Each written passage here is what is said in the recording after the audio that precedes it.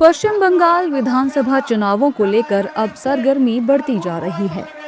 मालदा हिंसा को लेकर जहां एक ओर सत्ताधारी टीएमसी और बीजेपी में ठनी है, वहीं दूसरी तरफ सीएम ममता बनर्जी ने वोटर लिस्ट में घुसपैठियों के नाम होने के दावे पर बीजेपी पर निशाना साधा है। शुक्रवार को दक्षिण दिनाजपुर में एक चुनावी रैली को संबोधित करते हुए सीएम ममता बनर्जी ने कहा कि 2024 के आम चुनावों में इस्तेमाल की गई वोटर लिस्टों को अब विधानसभा चुनावों से पहले चुनौती क्यों दी जा रही है। अगर वोटर लिस्ट में घुसपैठियों के नाम थे तो पीएम मोदी भी पहले उन्हीं के वोटों से जीते थे, इसीलिए उन्हें सबसे पहले इस्तीफा देना चाहिए। सीएम ममता बनर्जी के इस बयान पर बीजेपी भड़क गई है। बीजेपी नेताओं ने ममता बनर्जी पर घुसपैठियों को संरक्षण देने का आरोप लगाया है।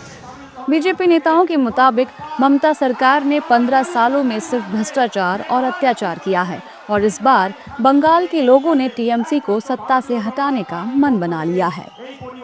अभी देखिए, घुसपैठिया का पनाह दे रही है ममता बनर्जी। 2005 में पार्लियामेंट में इन्होंने ही सबसे ज़्यादा आवाज़ उठाई थी कि बंगाल में घुसपैठिया भर गए हैं, बंगाल की हालत खराब है, चर्चा होना चाहिए। नहीं परमिशन मिली तो कागज फाड़ के स्पीकर के मुंह पर मारा, रो रही थी बंगाल के लिए। आज आंचल के नीचे छुपा के रखिए उन लोगों को। क्यों? तो ये घुसपैठिया तो कांग्रेस सीपीएम ने लाया था अंदर, अब दोनों को लोगों ने पहले बाहर कर दिया, अब जीरो कर दिया है। अब इनकी बारी है। साफ दिखाई पड़ रहा है ममता बनर्जी की सरकार लगातार बांग्लादेशी के घुसपैठियों को प्रश्रय कर रही है, तभी उनका इतना मनोबल बढ़ा हुआ है। वो बंगाल की जनता भी देख रही है, इसलिए बंगाल की जनता इस बार किसी हालत में यह बर्दाश्त करने तैयार नहीं है और वहाँ भारतीय जनता पार्टी आएगी।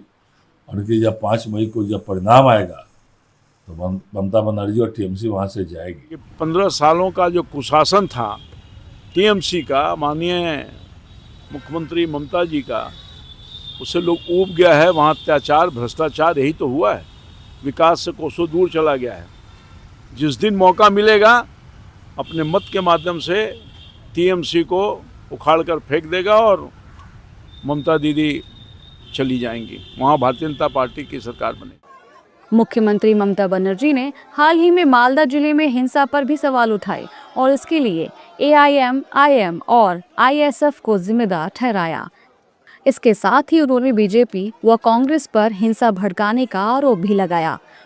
पश्चिम बंगाल में 23 और 29 अप्रैल को 2 चरणों में मतदान होना है और उससे पहले सभी दलों ने अपने स्टार प्रचारकों को मैदान में उतार दिया है।